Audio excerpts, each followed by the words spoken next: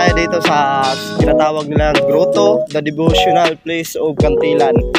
Na matatanaw nga natin dito sa grotto yung gaano kaganda yung Kantilan or gaano kaganda din yung mga view nila. Dito guys, akit lang tayo dito sa hagdan na ginawa din nila, pero matagal na din nila itong ginawa guys, pero napakatibay pa rin hanggang ngayon. Grabe, solido. Dito guys, akit lang tayo, medyo malayo-layo din guys. Baka kapusin tayo nga dito, baka kailangan natin magpahinga. Pag gusto nyo mag-relax guys, dito kayo pumunta. Marami dito makikita nyo tanawin, maganda pa.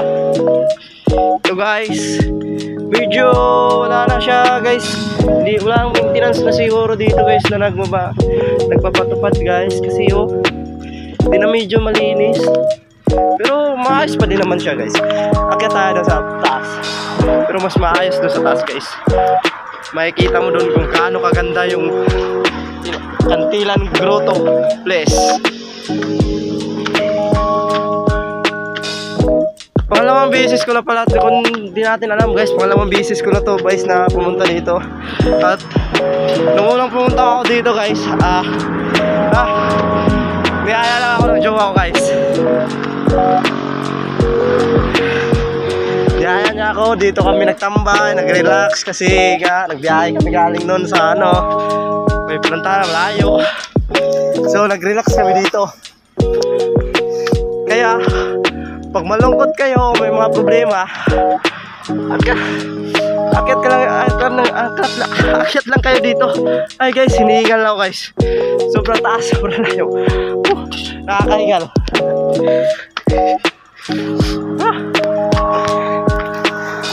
At dito guys, malapit na talaga tayo guys. The moment of truth. Matatanaw mo na talaga kung gaano ka ganda yung basakan dito sa Kantilan na pinagkakuhanan natin ng mga kain na bigas. Yan guys, ang ganda. Puros mga kakahuyan pa yan makikita mo guys at palayan. Doon sa taas talaga guys, makikita mo na kung gaano kaganda yung Kantilan. Kasi overview talaga siya guys.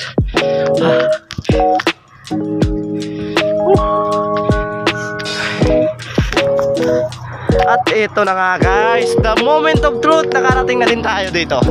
Ito yung tinatawag na devotional place na tambayan o puntahan ng may mga jojowa o mga devotional na tao. Ito yung sa pagkakaalam ko guys, tinayo to na 2 dekada na yata nakalipas ang pagtayo nito.